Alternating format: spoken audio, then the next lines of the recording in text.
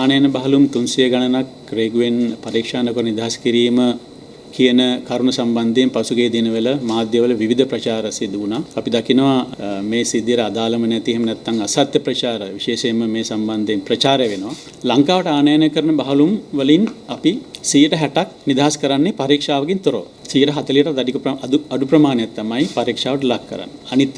අනිත් පැත්තෙන් බලනකොට අපිට බහලුම් පරීක්ෂාව සඳහා තියෙන පහසුකම් ගත්තාම වඩාත්ම සූක්ෂම ලෙස පරීක්ෂා කිරීම සඳහා බහලුම් පරීක්ෂා කිරීම සඳහා තියෙන අංගන දෙකක් තියෙනවා අපිට ග්‍රේ ලයින් 1 සහ 2. මේ අංගන දෙකෙන් පරීක්ෂා කරන්න පුළුවන් බහලුම් 50යි එකකින් තොර සමස්තය 100යි. ඒ වගේම අහමු ලෙස පරීක්ෂා කිරීම සඳහා අපි තෝරාගෙන තියෙනවා බහලුම් පරීක්ෂා කරන්නට RCT අංගනය. මේ අංගනය තුල දිනකට 350ක් වගේ උපරිම ප්‍රමාණයක් තමයි පරීක්ෂා කරන්න පුළුවන්. විශේෂයෙන් මේ අංගනයේදී රේගුවට අමතරව අනිකුත් රේගු සමග ක්‍රියාත්මක වන ආයතන විශේෂයෙන්ම ආහාර පරීක්ෂකවරුන්, ඒ වගේම ශ්‍රී ලංකා ප්‍රමිති ආයතනය සහ ප්ලාන්ට් ඇන්ඩ් ඇනිමල් ක්වොරන්ටයින් කියන මේ දෙපාර්තමේන්තු වලට පරීක්ෂණයට අවශ්‍ය බහලුමුත් අපි මෙතෙන්ට යොමු කරනවා. ඒ නිසා සාමාන්‍යයෙන් දිනකට අපි දකිනවා 1500ක් විතර බහලුම් ප්‍රමාණයක් ලංකාවට එනවා. වරායහරා නිෂ්කාශනය වෙනවා. සමහර දිනවල මේ 1500 3000 දක්වා ඉහළ යනවා. ඒ කියන්නේ සීසන්ස් අනුව වෙනස් වෙනවා. ඒ වගේම නිවාඩු දවස් 3-4ක් එක දිගට තිබුණොත් 5 වෙනිදා 6 වෙනිදා වෙනකොට මේ බහලුම් ප්‍රමාණය දිනකට අපිට ලැබෙන බහලුම් ප්‍රමාණය ඉතා විශාල ලෙස ඉහළ යනවා. ඒ නිසා මේ සීලුම් බහලුම් පරීක්ෂා කරලා නිදහස් කිරීමේ හැකියාවක් අපිට නැහැ එක පැත්තකින්. අනිත් පැත්තෙන් ජාත්‍යන්තරව පිළිගත් ක්‍රමවේද විශේෂයෙන්ම ලෝක රේගු සංවිධානය සහ ලෝක වෙළඳ සංවිධානය සමග අපි අත්සන් කරලා තියෙන ඒ ප්‍රඥාප්ති වලින් අපි වගකීමක් තියෙනවා අත්‍යවශ්‍ය භාණ්ඩ පමණක් පරීක්ෂා කරලා අනිත් භාණ්ඩ නිදහස් කිරීම.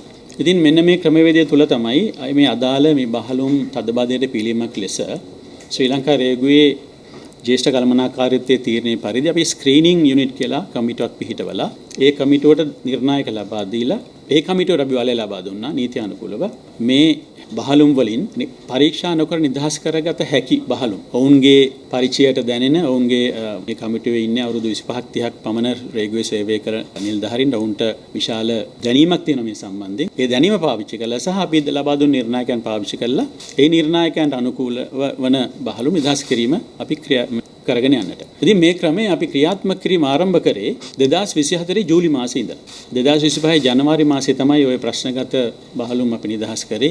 ඒ දක්වා අවස්ථා කිහිපයකදී බහලුම් සෑහෙන ප්‍රමාණයක් අපි නිදහස් කළා. ඒ තුලින් අර බහලුම් ඉක්මනින් අවශ්‍ය සහ අවදානමක් නැහැ කියලා අපි උපකල්පනය කරන බහලුම් නිදහස් කිරීම තුලින් මේ තදබදය අපි කළමනාකරණය කරගත්තා. අර නැව් හරවලා යවන එක නැවතුණා. ඒ තුලින් රජයට සිද්ධ විය හැකි රටට සිද්ධ විය හැකි ආර්ථික හානිය අපි අවම කරගත්තා. මේක අපි 2024 ජූලි මාසයේ ඉඳන් ක්‍රියාත්මක කරගෙන ආවේ. ඉදිරියටත් මෙවැනි තත්ත්වයක් ඇතුණොත් මේ ක්‍රමයේ ක්‍රියාත්මක කිරීමට අපි හැකියාව තියෙනවා. ඉතින් මේ බහලුම් වල අඩංගු ද්‍රව්‍ය මොනවද කියලා බොහොම කතා බහට ලක් වෙනවා මේ කාලේ. කෙටියෙන් කිව්වොත් කර්මාන්ත සඳහා අවශ්‍ය අමුද්‍රව්‍ය ප්ලාස්ටික්, රෙදිපිලි, නූල් වර්ග, රසායන ද්‍රව්‍ය වගේ දේවල් මේ වගේ තිබුණා. ඒ වගේම නිෂ්පාදකයන්ගේ දේශීය නියෝජිතයන් ආනයන කරන ලද මෝටර අමතර කොටස්, විදුලි උපකරණ වගේ දේවල් මේකේ තිබුණා.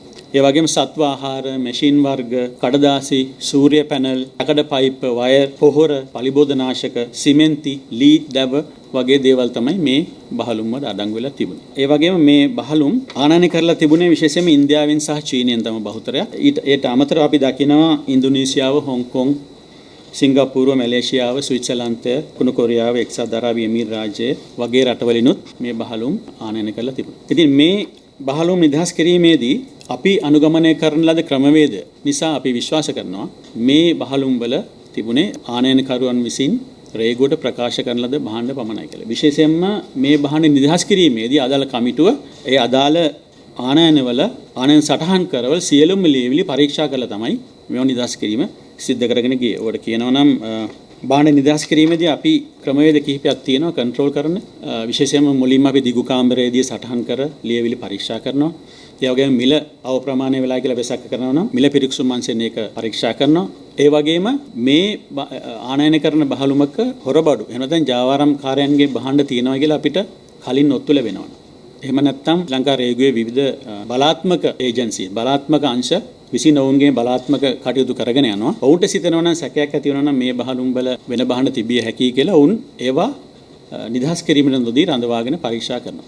ඉතින් මේ ක්‍රමවේද සියල්ලටම යටත් කරලා තමයි අවසානයේදී ඒවට නොතේරුණු සහ ඒ වගේ ඒ අවශ්‍යතාවයන් සන්තුෂ්ත කරලා තමයි ඊට පස්සේ ඉතුරුන බහලුම් වලින් තෝරාගත්ත කොටසක් මෙහෙම අවදානම අඩුයි කියලා හිතන කොටස තමයි මේ නිදාස් කරලා තියෙන්නේ. ඒ නිසා අපිට විශ්වාසයෙන් කියන්න පුළුවන් ඔය පහුගිය කාලේ අපිට චෝදනා නගලා තිබුණා මේ වහලුම් වල ආයුධ තියෙන්න පුළුවන් කියලා. එහෙම නැත්නම් රත්තරන් තියෙන්න පුළුවන් කියලා. එහෙම නැත්නම් මත්ද්‍රව්‍ය තියෙන්න පුළුවන් කියලා. ඉතින් අපි තෝරා ගන්නාලද මේ ක්‍රමවේද අනුගමනය කරපු නිසා අපිට විශ්වාසයෙන් කියන්න පුළුවන් මේ බහලුම් අතර මොයි කියන කිසිම දෙයක් තිබුණේ නැහැ කියන එක. කෙසේ වෙතත් මේ සම්බන්ධයෙන් දැන් දැඩි කතාබහක් ඇතුළත තියෙන නිසාම ශ්‍රී ලංකා රේගුව අපේ පැත්තෙන් අපි මේ සියලුම බහලුම් සඳහා පශ්චාත් නිෂ්කාශන විගණනයක් සිදු කිරීම සඳහා දැන් තීරණය කරලා තියෙනවා. පශ්චාත් නිෂ්කාශන විගණන අංශයෙන් මේ සම්බන්ධයෙන් විගණනයක් සිදු කරගෙන යනවා. ආරම්භ කළ දැන් සෑහෙන දුරට ක්‍රියාත්මක කරලා තියෙනවා. ඒ වගේම මුදල් අමාත්‍යාංශ ලේකම්තුමා විසින් පත් කරන ලද ඉහළ පෙළේ කමිටුවක් මගින් මේ සමස්ත ක්‍රියාදාමයම විමර්ශනයකට ලක් කරලා තියෙනවා.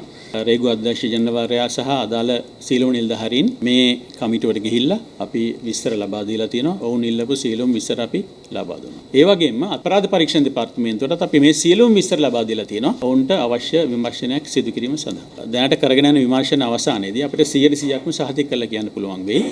මේ බහලුම් වල තිබුණේ රේගුවට ප්‍රකාශ කරන ලද භාණ්ඩ පමණක්ම කියන එක. පසුගිය දිනක පාර්ලිමේන්තුවේදී පාර්ලිමේන්තු මන්ත්‍රී අර්චනා මහතා පැහැදිලිව ප්‍රකාශ කරා මේක ඇතුලේ තිබ්බේ එතුමාගේ නායකයා වන ප්‍රභාකරන්ගේ ආයුධ කියලා. ඔබතුමාගෙන් කියන ප්ලාස්ටික් බඩුවකට තිබ්බත් එතුමා කියනවා ආයුධ තියෙනවා. මේකේ සත්‍යතාවය රටට කොහොමද අපි කරන්නේ? එයා කියනවා ඩයස්පෝරා ජර්මන් එක්කල වාකීමේ කිව්වා කියලා. මම හිතන්නේ එතුමාගේ කතාව ගැන අවශ්‍ය පියවර ගනී ඒ අදාළ ආයතන.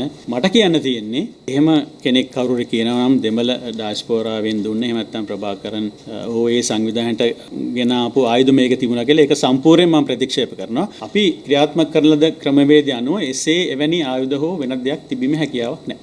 ඔබ දන්නවා අපි LTT ත්‍රස්තවාදීන් සමගත් පහුගිය කාලේ අවුරුදු 30 ගානක් යුද්ධ කරා. එකම අවස්ථාවකවත් කොළඹ වරාය හරහා බහලුමකින් අවියාද ඇවිල්ලා නැහැ. ඒ වකට හිටපු ත්‍රිවිධ හමුදා නායකයන්ගෙන් අහලා බලන්න අවියාවද ලංකාව වරාය කොහොමද